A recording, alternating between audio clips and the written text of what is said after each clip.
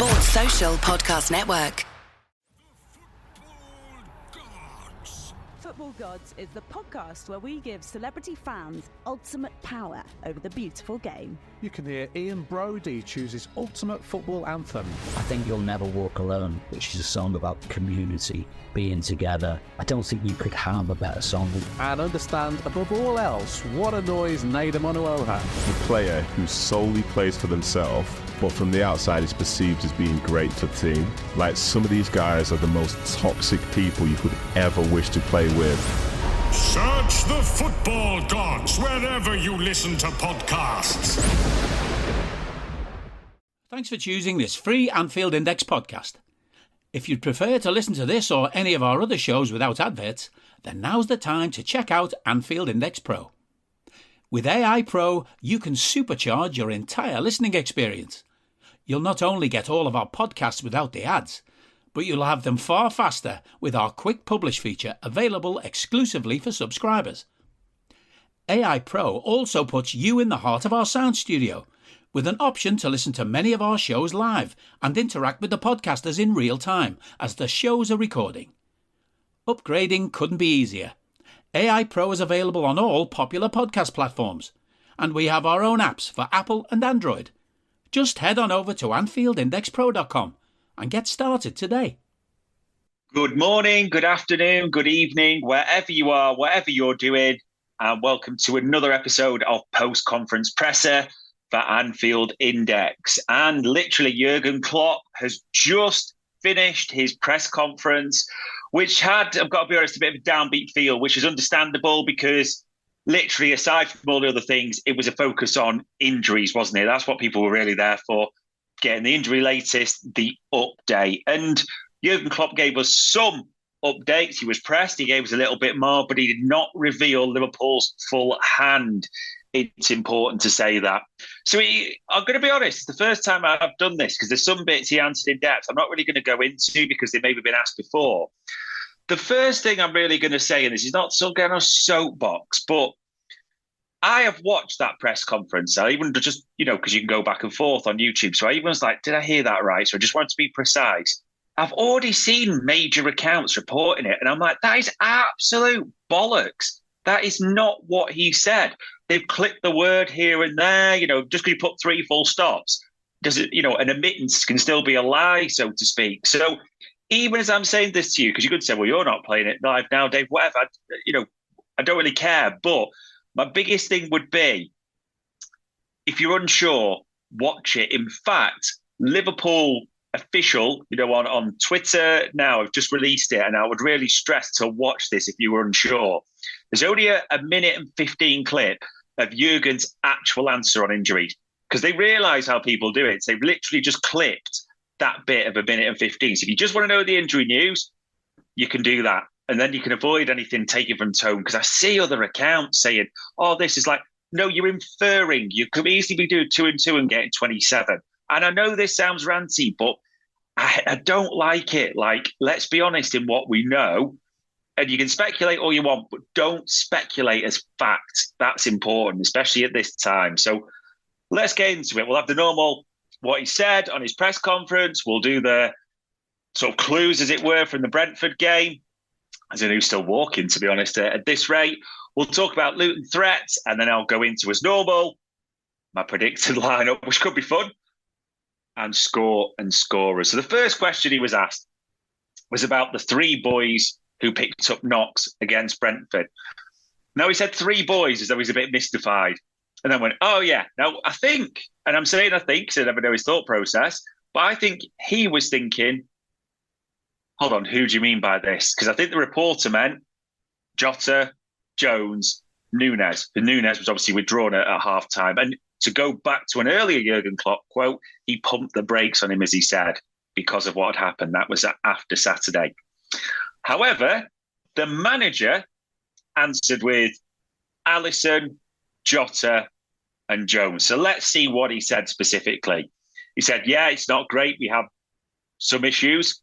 Not available, and then there was a pause. Ali with a muscle injury where we don't know how long. Diogo with a knee issue. Curtis with a bone ligament issue are ruled out. The others we will deal with day by day. For tomorrow, you'll be able to see the team sheet a bit beforehand, and you'll be able to see who made it and who didn't make it. All the longer term ones like Trent and Dom are on the way back, but they are not in team training yet. That's the situation. But what I said is after the game that as long as we have 11 players, we will go for it. We'll take it day by day, game by game. And tomorrow night is incredibly important against a tough side. And he did go on then to speak about Luton and Rob Edwards, because he's very clear to say, I didn't think he'd ask me about that. But, we'll separate that. Now, I'm actually going to put his second question, because it was almost a follow-up to that, together now with what he said. So he said, it may be hard for you to discuss timescales, but can you give us any more on these? Which I thought was a good follow-up question because of the vagueness. It's right for a journo to press. I don't know why some people have commented online. Why are they asking that? It's the right question to ask really clearly. Said, Diogo will take months. With Curtis, and he didn't put a time frame on it, he kind of sort of mumbled and then genericized across to, with injuries, it's always important days and timescales. So day 5, day 10 are important as you can judge, because no one reacts in the same way and it depends on the pain level. Couldn't give you a time frame even if I wanted to. They all react different in team issues. So let's break all that down. We don't know the exact extent for all of them, but Diogo Jota is out for tomorrow and months. Jurgen Klopp has said base it on months, not weeks, months. You can be factual on what Jurgen Klopp said there. Curtis is out of tomorrow. Bone ligament issue. I sound like Rafa now, don't have facts. Timescale, we do not know. As Jurgen Klopp has said, didn't answer specifically. Alisson, as he said, muscle injury, we don't know how long. So a lot of unknown timescales. Now, a lot of people assumed, and I am, to be fair, assuming this with injuries, Núñez and Salah. That's the one I think people were looking for. Please give us a name and say they're all right. That's the reassurance. You get it. I totally understand that. I was as well. Probably people will be annoyed that he did mention them. But as he says, we will take it day by day. So you can't rule Núñez and Salah out. Yes, it doesn't sound all great. You think it's them he's referring to. You're not 100% sure, but I understand why people have drawn that inference. Another thing to say is, Szoboszlai, because I see people have already gone, he's out at Luton, he's definitely... We don't know. I wouldn't say he's got a high chance of playing in the Carabao Cup final. I would not pretend that for 1 second, but not yet in full team training. Now, the reason I'm saying this, he kind of mentioned it, that Szoboszlai was a maybe for the Carabao Cup. Just because he's not yet in full team training now, doesn't mean he can't make the squad. I mean, remember, it's only Tuesday. I know people will be talking Luton. We know he's out for Luton. Let's be crystal clear on that. But you can't rule him out completely of the Carabao Cup just yet, okay? But he's not fit for Luton. And yeah, the other ones we're talking about, but Núñez and Salah is probably the two great unknowns at the moment. If you think it's them, and I do, day by day, game by game. But actually, if those can be fit, even one of them's fit for both games, and this is wild speculation, I'll be clear, but if Núñez was fit for this, or Salah was fit for the Cup final, or vice versa, you could alternate the two, it's massive. Liverpool's two biggest goal involvements that way, it's massive. If Salah's, not trying to denigrate Núñez in any way, but if Salah's fit, it just feels different, doesn't it? But we'll come on to that. Now, a great question was asked, what about, the young players that have come in and others that have had a chance to shine, because they've done great. And it's almost a tee-up question, this. Jurgen said, yeah, that's right. We are where we are because of them, because the boys really delivered. We'll see how many we will use and give opportunities. And we still have options there and players who've already shown what they can do, like James or Bobby. So James McConnell, Bobby Clark played in the FA Cup, didn't they? Also, others who didn't feature, like Kumas, Danzi, Trey, and we'll see what we do. Now we're planning for tomorrow, and there we'll go. Maybe giving you a spoiler alert, and again, people are saying, I've seen this again. It's a whole bunch of kids. We've got no senior fit players. Just let's see what it is. We don't know for definite, but Bobby Clark, I did an article on this. I talked about him on the last pod, just be crystal clear. Done really well when he's come on. Didn't go to Derby. David Lynch talks about they've got high hopes for this kid. He's come on in a Carabao Cup semi-final. He's come on away at Arsenal. He's had a few minutes in different competitions. Unfortunately, didn't get any against Norwich, but looks like he could do a job. So if he has some minutes in this, I don't see it as disaster at all. You'd back the lad all the way. James McConnell, really, really good against Norwich. Got the assist for Curtis Jones opener. Proper nasty little sod, which I like as well. I say little because he's about 6'5" type of thing. Probably that's wrong, but tall lad. But got a nasty side to him, which I like. Puts his foot in. Anfield will love him, I think, if he, in that sort of furore against Luton. So if those two are in the squad, great. And why wouldn't you also be excited as a fan to maybe see Kumas? Lewis Kumas, Jason's son, done really well. I mean, look how they battered Arsenal beyond belief in that FA Cup, the Youth FA Cup game, didn't they? Danzy, I like the way he called him that. Jayden Dans, Neil Danz's son. Again, taking free kicks, doing all sorts of things, almost like a Harry Kane role if you speak to people who watch the youth team. So that's to be excited about. Treyoni, I'm probably pronouncing that wrong, but yeah, he's been in a few squads, hasn't there? Massive excitement. So if these kids do get minutes, let's back them. I mean, just to be clear, Jarell Quansah and Connor Bradley, sensational so far.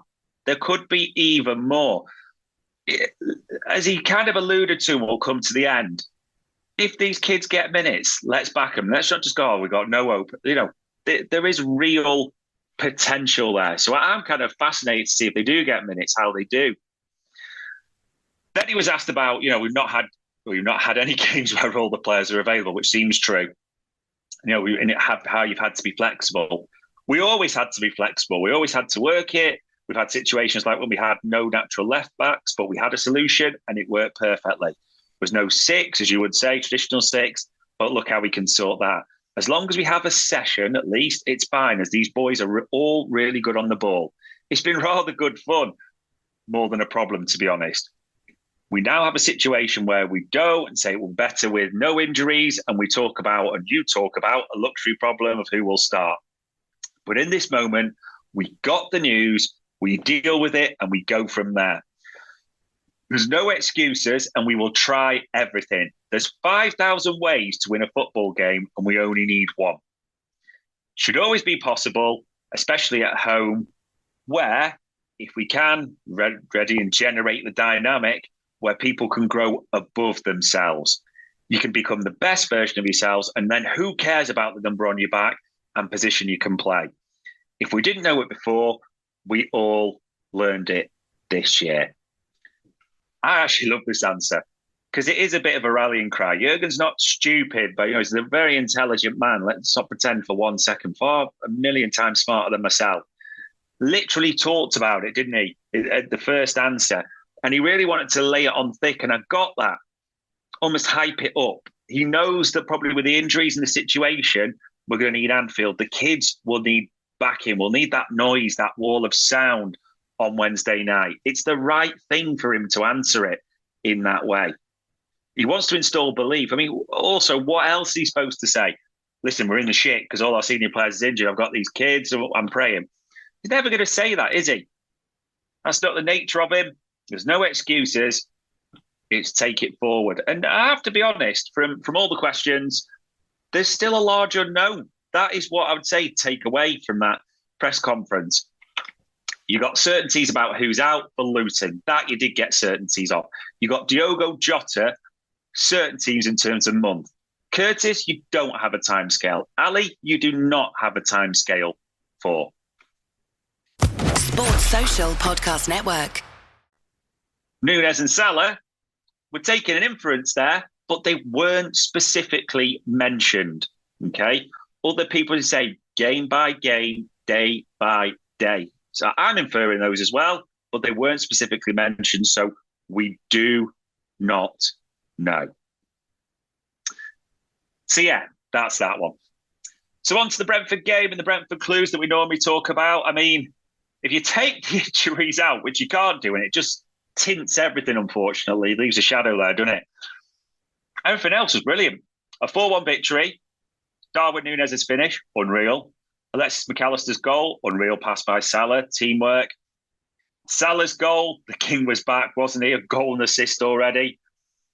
Cody Gakpo, goal as well, and a goal and assist in it. There were so many positives, there really were. I thought it was very, very well-deserved victory. I thought we were smart. It didn't quite click immediately, but even the defending at times in the right manner was agricultural. You could see VVD and Kamate like, let's not take chances, let's clear it, get up. They were kind of trying to kill everything that Brentford would try and do and play for those set pieces, aerials, second balls, all that type of thing. Brentford were trying to win cheap free kicks, weren't they? Mopé and Tony were going down at every given opportunity. Sometimes, it was a foul. I think we were looking up to get a penalty, but Jota should have had one, so that would have made it 1-1 there. But overall, we played really well. Connor Bradley, insanely good. Even that positional switch where he played the hybrid, put his foot on the ball, just helped us to start dictating. Alexis McAllister, further forward. Brilliant goal, really came into it. I did feel that I've seen Endo get wild praise. I want to be clear on this. I think he grew as the game went on. I did think he had the best of starts. He got caught a few times, but as the game went on, he got better.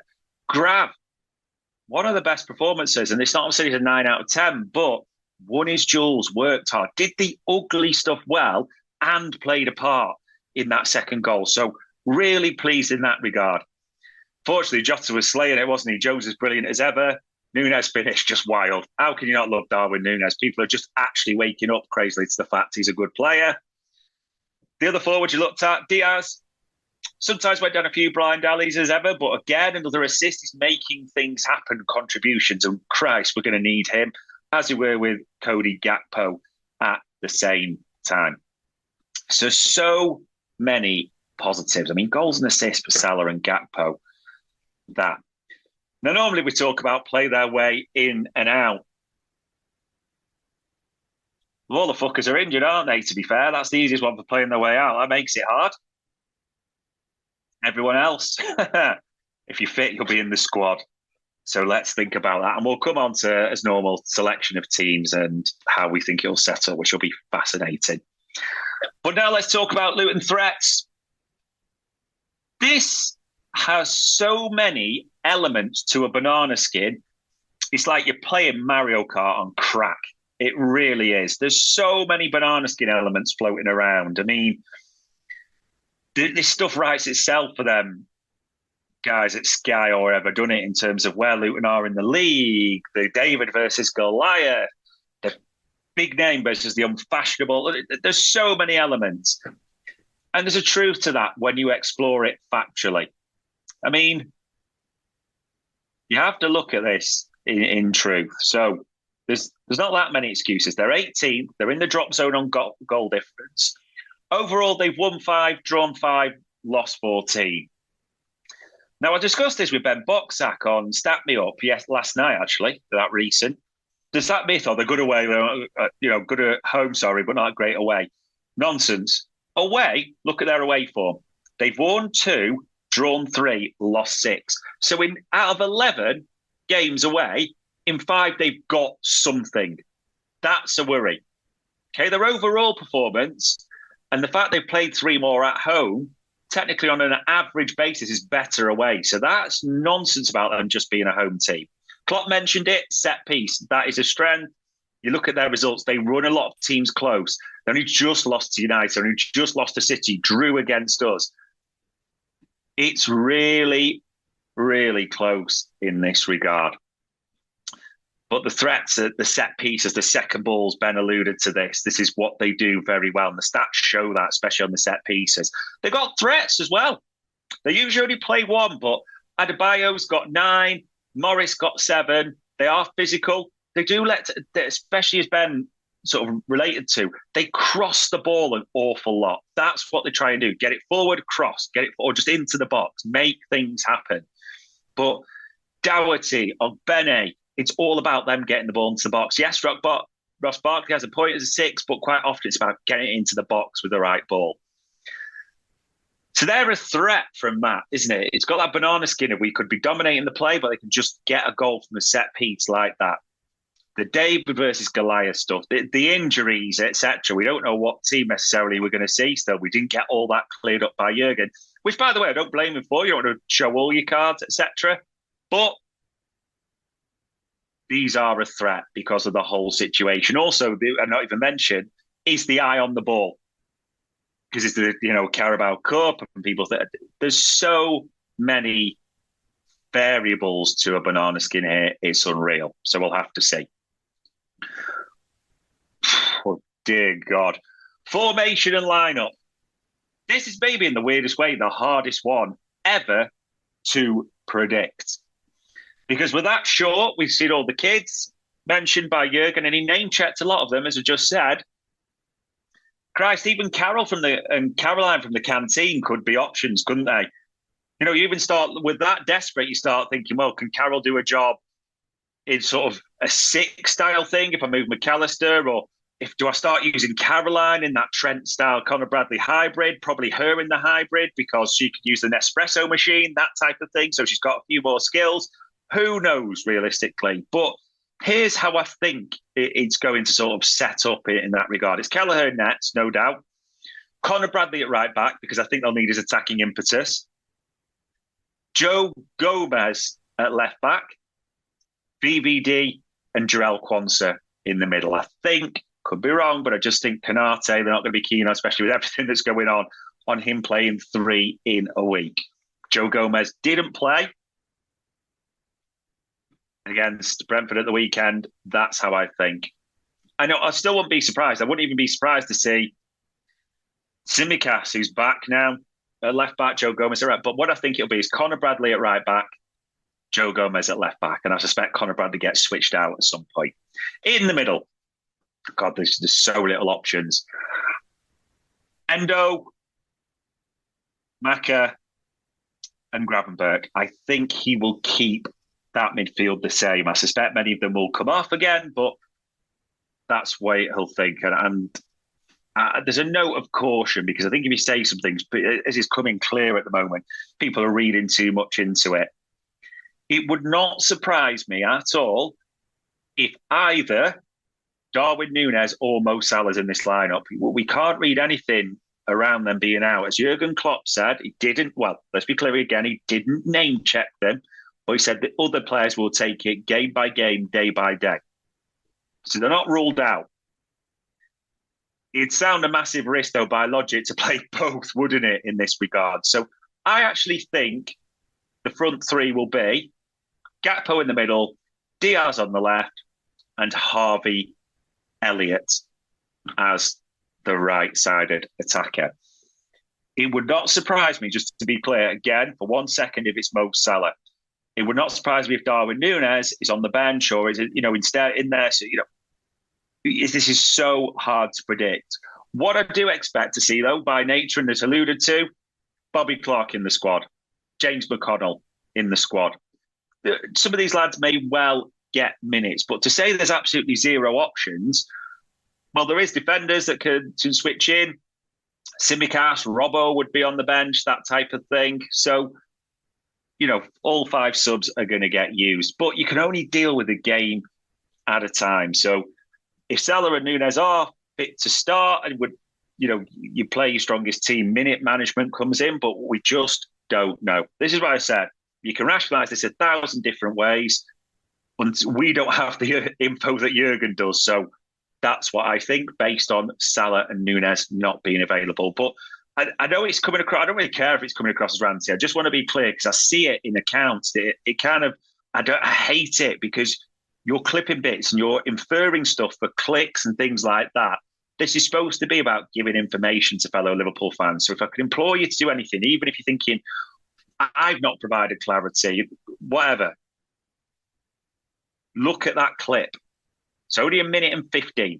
That's all it is, 1 minute and 15. Watch that clip. You'll see Jurgen Klopp. You'll see the words he uses, and you can interpret anything you want away from account clipping it. Okay?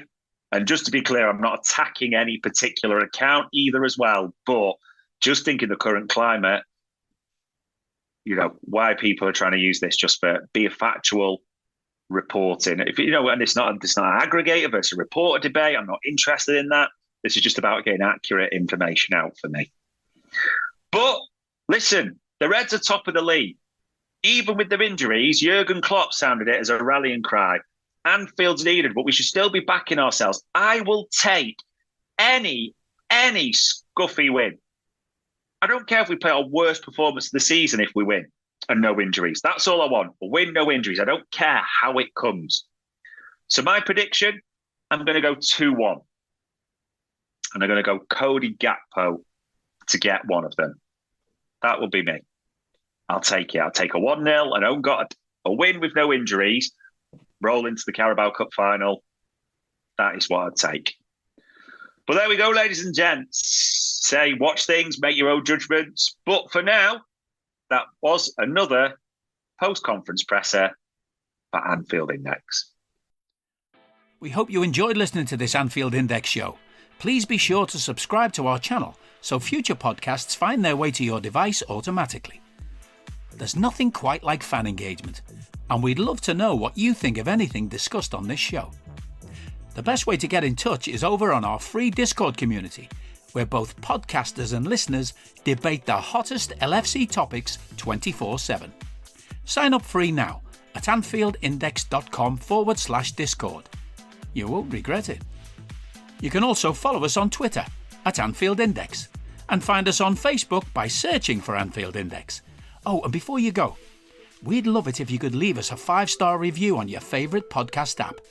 It only takes a couple of seconds, and it means the world to the people who create these free shows. Sports Social Podcast Network.